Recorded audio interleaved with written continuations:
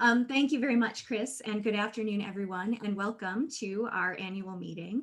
As Chris mentioned, I'm Christine Lazaretto, the current president of the Board of Trustees. We're so happy to see all of you this afternoon, and we're really excited to provide you with an update of everything CPF has been working on for the last year and some of our plans for the future. And with that, it is my pleasure to introduce Cindy Heitzman, our Executive Director, to kick off today's program. Thank you, Christine. I'm going to share my screen with everyone.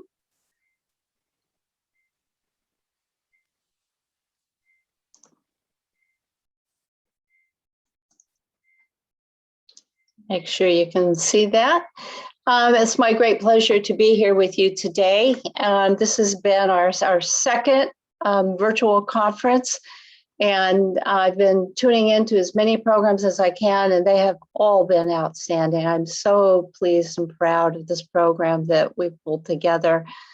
So many people to thank, but the people that really made it come off and made it look effortless are our CPF staff, Christine Madrid-French and John Haber, and our awesome volunteer, Gretchen Boyce. Thank you all so very much for making this happen.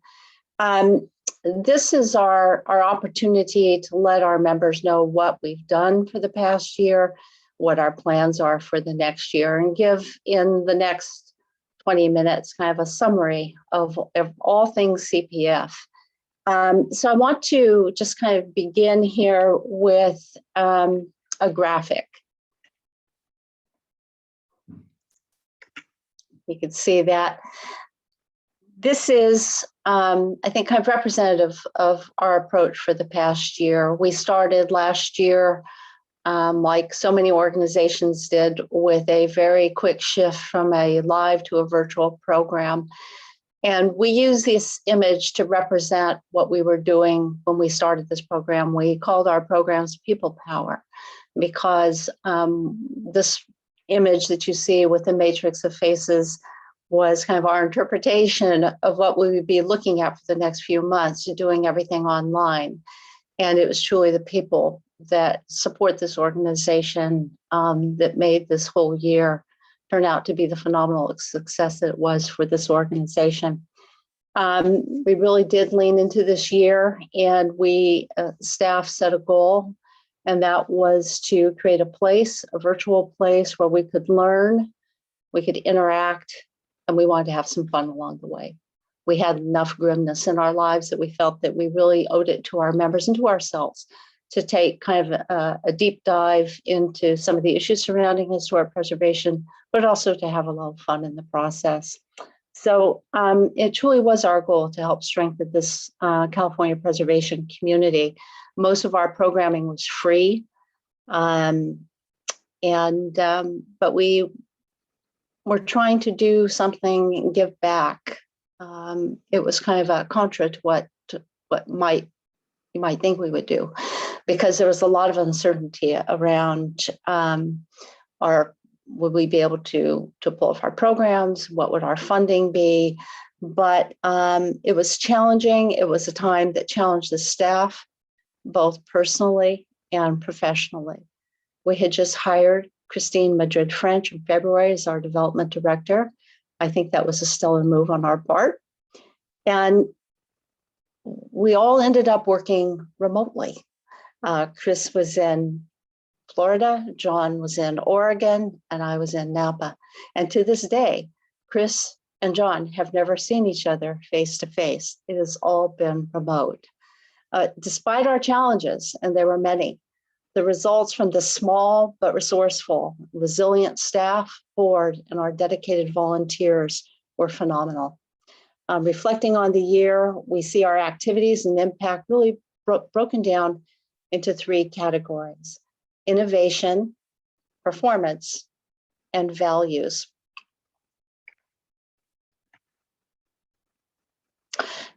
So we started this year by introducing, as I said, a slate of new programs. We expanded our reach through our efforts. And this was what was truly amazing, is that we are a statewide organization, but we reach people in every state.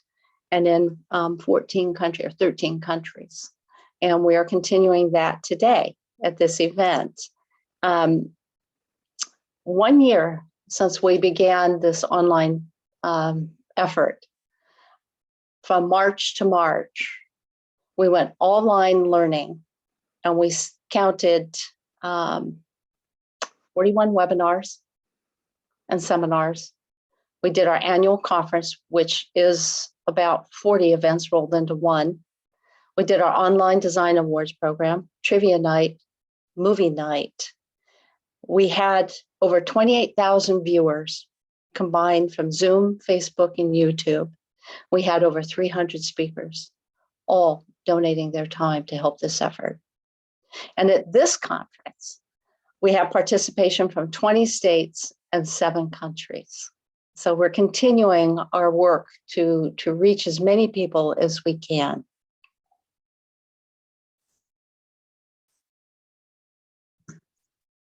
Sorry, having a little mouse difficulties here. There we go.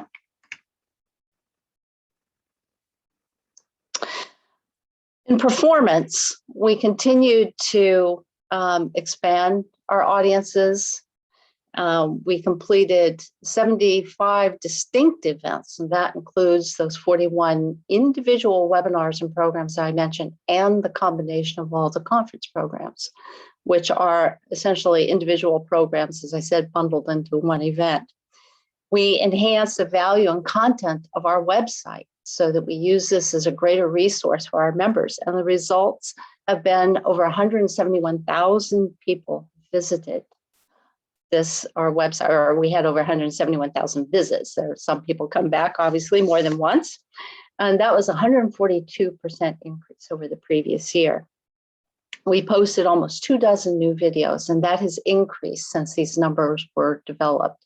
Again, we're looking back at our past fiscal year, which I should note runs from October 1, 2019 through September 30th of 2020. So a lot has happened between now and the end of our last fiscal year. So we continue to grow and to expand our audience.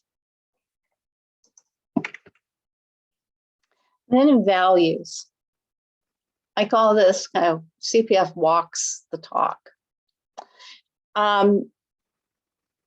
We have a number of programs that some of you may or may not be aware of, but for the past 3 years, we have received support from Liz Gordon at Liz's Antique Hardware to underwrite a scholarship program for students. So we have a number of programs. We have the Conference Scholarship Program. We offer a trade scholarship for students who are studying the vocational trades, essential and preservation. We have a diversity scholarship for students who are attending a preservation program, architecture, engineering, planning in a university, either 4-year program or a graduate program. We offer free membership to students, and we've also offered free conference registration to students. And all this is done with the intent to create a pipeline for students as they improve their work skills, to get them introduced to the preservation community and to network, and to be able to participate fully in these programs. This is so important to us. We've also incorporated some new ideas in preservation through our programming. We've done some unique and innovative programs. Some examples here are the programs on planes, trains, automobiles, outlaw architecture, modern architecture series, sites of social consciousness, social justice, and cultural significance. And we did a very well-attended program with the National Trust, highlighting 2 of the 11 most endangered sites from 2020. They're in California. Very well attended, and we may be partnering with them again as they just announced their 11 most endangered for 2021.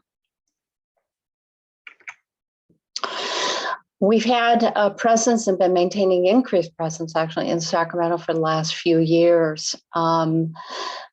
This is something I'll get into with the strategic plan, but we have found that as a statewide organization, our place really is to influence and protect resources at the legislative level at the state. So this began long before the passage of the 2019 California Historic Tax Credit. But this effort has been underwritten also by an extraordinary donation, anonymous gift from a supporter of CPF to get this program off the ground. And we would not be where we were if it weren't for that donor support. So as many of you know, in 2019, we had our second bite at the apple, so to speak, with the introduction of the historic tax credit sponsored by Senator Atkins. It was passed, but it wasn't funded. Funding was complicated because of the pandemic and the concern about the impact of that on state coffers. As it turns out, California has a high budget surplus. So we are, as we speak, still working and lobbying to fund the tax credit in the next budget cycle. The budget needs to be adopted by June 15th. So we have lobbied, we have created informational packets for legislators. And the last word that I have is that the budget request was submitted. So we are waiting to hear where it stands. We have also been working on getting language changed to the Senate housing bills that were introduced. We worked last year on this, and we're successful in getting language changed to protect historic resources. The problem that we found in these bills was that if they had language protecting historic resources or exempting historic resources from some of these measures, it was inconsistent across the board and did not give a very broad range of protection. Many of the regulations only protected buildings on the National Register. We sought to protect buildings on local registers and properties determined to be eligible. I'm very pleased to note that we did get some broad language in some of the housing bills last year that Senator Atkins sponsored, and this year in SB 9. But we're still working on some language changes, even as we speak, on SB 10. That bill did pass the Senate and is moving into the Assembly now. So we've still got our work cut out for us.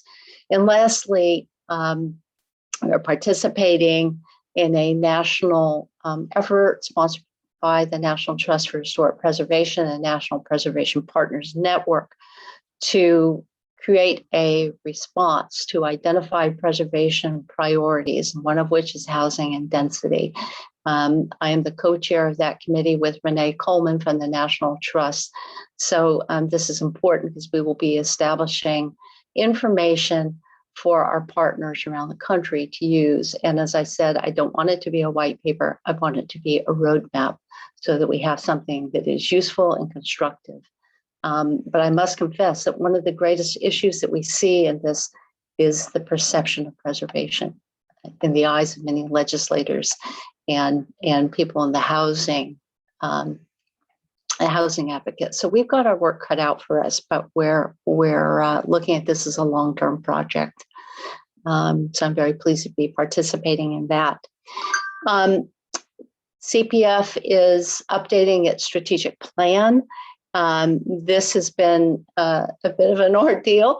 It started with a consultant who was supposed to attend a strategic planning meeting of the board in Palm Springs. He got stuck in Bakersfield and couldn't join us. So it was kind of a forecast of what we were in for with the strategic plan. We're working on it, but I think that delay actually served us well, because between that time and now, we have realized a lot of change going on around us and in this world, and it's positioned us to deal with some of these issues, I think, thoughtfully. And as I like to say, we're taking kind of an inside-out approach, and that is looking at our own organization, how we're structured, who serves on the board, what our policies are, what our programs are, and how are we contributing to advance the dialogue and seeking real change in this country and within this field. I want to note that this conference was also a direct result of that thinking. I don't know if it's been fully explained, but we started on a path of holding the conference as we've done in years past with recommendations for programs. We had it set and we set it all aside, didn't go forward with it, and started over again in December. So the conference that you see today was a direct result of that thinking and seeing the need to make some change. And lastly, I want to talk about a new initiative that we have. We've been working on this. Chris French has been working with the donors to establish a new fund, a grant from CPF, and an internship program that we're calling out Underrepresented California. This is a grant that really has two bottom lines. One is to offer in-kind services to a qualifying organization that is seeking to nominate sites or a site that is underrepresented on the national or the state or local register. Organizations that might otherwise not have the funds or the resources to do this. We, in turn, will hire a student to do the work under the guidance of a mentor, a professional mentor. We'll be rolling this program out later this year, but I wanted to acknowledge the lead donor for this program, Steve and Sherry Schaefer. They provided the seed money to get this program off the ground. And in addition to the funds that are being provided that will support the student, 100% will go to the students to pay their salaries for doing this work. Steve is donating his photography. So this is an extraordinary program. It's just getting off the ground, and we hope to see this program grow so that we can truly make a difference in getting more sites nominated to the National Register from communities that are underrepresented, as I said, would not otherwise have the opportunity to do this. With that, I'm going to turn the floor over to Jeff Caldwell, our treasurer, who will talk about our financials. Thank you, Cindy. We will have one slide that will be reflecting and discussing that will say it all. And I always need to remind myself and highlight that we're talking about a fiscal year that begins in October, ends in September. And so our financial report for the 2019-2020 year is as follows. It certainly started great. We were on a normal trajectory with our programs, our income and support, and then mid-March 2020 rolled up, if you will, and essentially we were shut down due to the pandemic. The resulting economic slowdown created uncertainty in its path, its impact on our programs and our fundraising efforts. We offered all our programs online, which resulted in a decreased revenue for our major events. And again, our major events are the conference and the 2020 PDAs. But it also reduced our significant expenses. So as we were entering into the pandemic, we held finance meetings every couple of weeks. We maintained and updated a 6-month projection of income and expense, including a range of financial scenarios, both good and bad. Now, looking back on that period of time from where we stand today, I think we can honestly say we no longer need to meet and have not met every few weeks. And I think we all can collectively say that blue skies are ahead of us.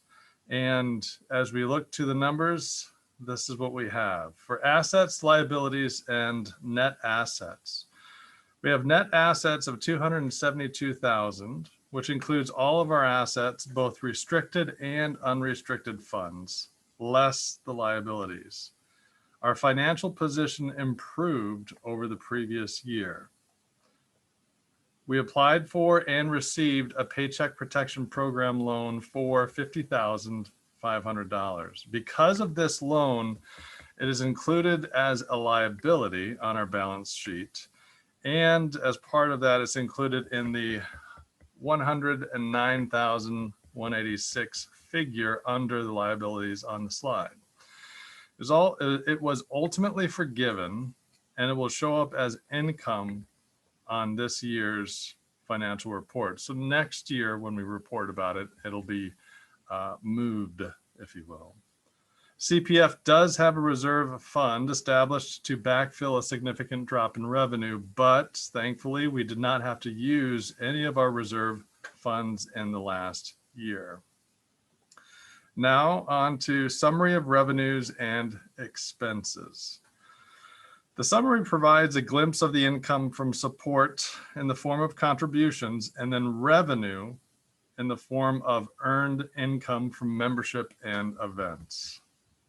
During the last year, 38% of our income came through donations, sponsorships. 62% came through membership and events. You'll note that we show an income line item for in-kind contributions. And I think we all on the board have to chuckle, because in-kind contributions, unless you have a degree in accounting or love the finance side of things, it can be cumbersome to deal with when we give updates. And so, as an example, there is a line item for speaker expense. This is not actual dollars received and spent. We track all speakers for our programs and assign a value for their contribution. This is a net zero, but it's important to account for this type of in-kind donation to show the full income and expense of our programs. Note that every speaker donated their time in support of CPF. This reminds us of the importance of our speakers' contributions and to the success of the organization. The net income for fiscal year 2019-2020 was approximately $20,300 to be specific. Now, again, this is easier observed as a comparative study. So by comparison, the previous year's net income was actually $40,000, which included a very profitable Palm Springs conference. And the year before that, however, we only had $2,000 in net income. Our annual revenue, support, and expenses are heavily influenced by the location and the number of events, costs associated with that, and of course, our people. And that is what I have for the financial report. Thank you very much, Cindy.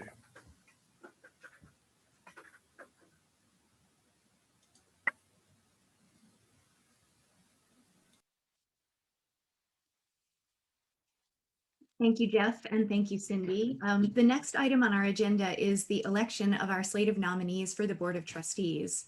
But before I get to that, I hope you'll indulge me for a minute. I realized this morning that we won't have a traditional closing event where we can celebrate together and thank everyone. So I just wanted to take a minute to do that now.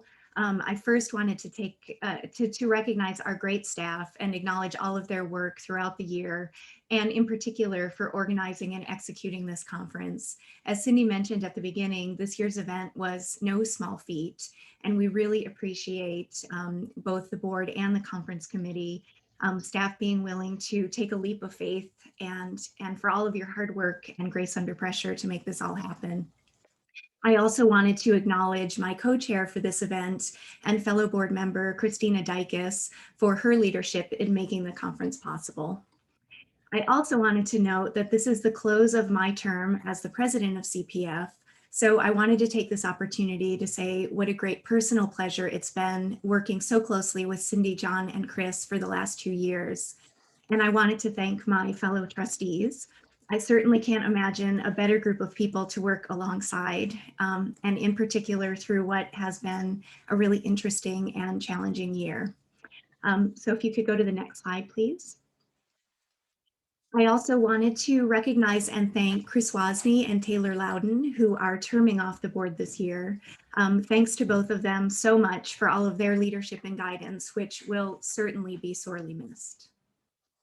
And now I would like to introduce the 2021 slate of nominees for the Board of Trustees. In developing this slate of candidates, the Board Development Committee sought to achieve a good balance of incumbent and new board members, and to focus on our overall objective of bringing people onto the board who have new perspectives and ideas to help push us forward, and of course, a passion for California's history. We're here to ask your approval for the slate of nominees. If elected, board members can serve up to 2 3-year terms. I'd like to introduce our slate of nominees for their first term. And as John mentioned at the beginning, we encourage you to go to the conference app to access their complete bios. So our new nominees are Carson Anderson, recently retired preservation director from the city of Sacramento; Antonio Castillo, senior planner for the city of West Hollywood and member of the board of directors for Highland Park Heritage Trust in Los Angeles; and Annabelle Enriquez, Associate Project Specialist at the Getty Conservation Institute. And all three of them are here with us today and have their videos on so they can smile and wave hello to all of you. And we have 2 nominees for their second 3-year term. The first of which is Christina Dykes, Associate Principal at Page and Turnbull in San Francisco, and Andrew Mariani, co-founder and vintner of Scribe Winery in Sonoma. So we do have a bit of business this afternoon. So if John could pull up the poll, we'd like to ask all of you to help us in approving the slate of nominees for to serve on the Board of Trustees for CPF.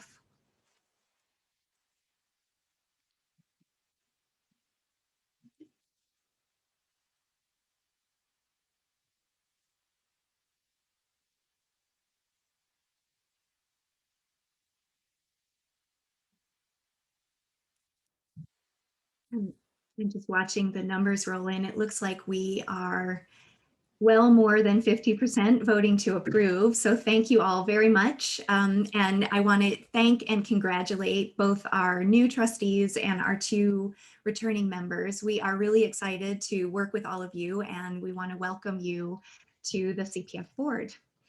And I think with that, we wanted to open it up for an opportunity for all of you to ask any questions that you might have about the conference or CPF or our plans for the future. So I will ask my fellow compatriots maybe to join us back on the screen and we can do some Q&A.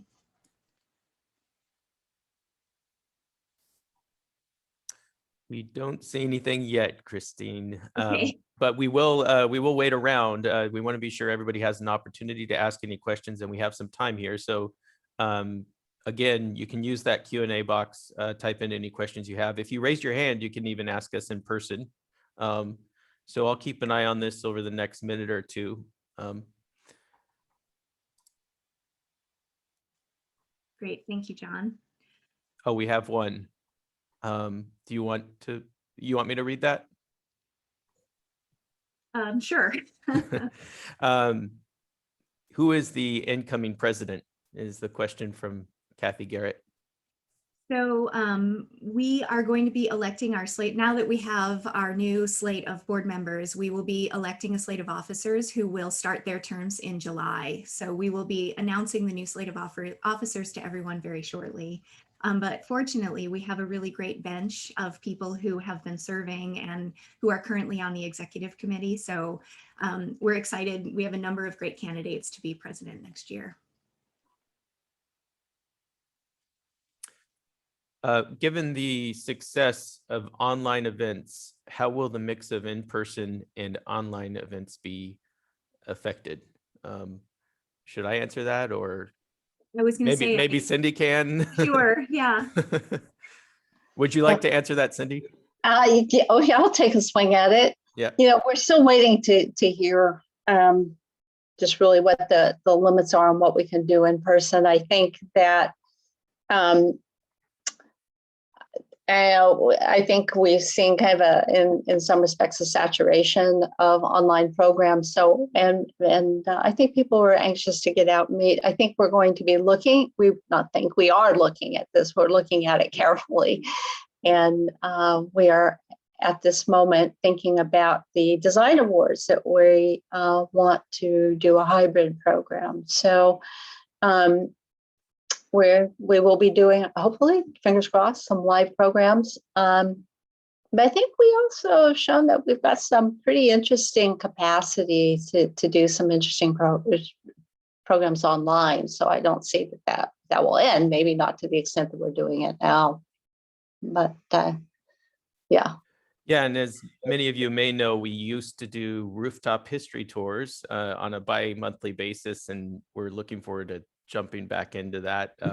But sort of on that note, we are planning on converting the rooftop history tour to a virtual platform. And this past year has taught us to think creatively in terms of online programs. We're doing programs that aren't just your standard sort of presentation format, Zoom presentation format. We're trying to break outside of the boundaries of what we can do online. And I think, as Cindy noted, we'll continue to do that, but we will look at new in-person programs in the coming year, potentially. There's a question from Kathy in the box. You want me to take that or read it? Yeah, I read it. The question was congratulating us on having a clear financial report, and that would be helpful to have kind of a 5-year period to look at the going back and looking at data, and that's entirely possible. That is easy to do. So if that's helpful, we can certainly do that, and we'll make note of that.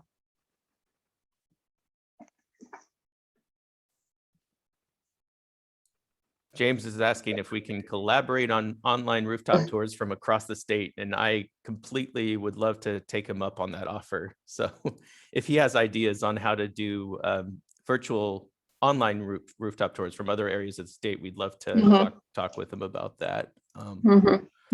Cindy has a question here. What do you think it would take to increase CPF's staff tenfold?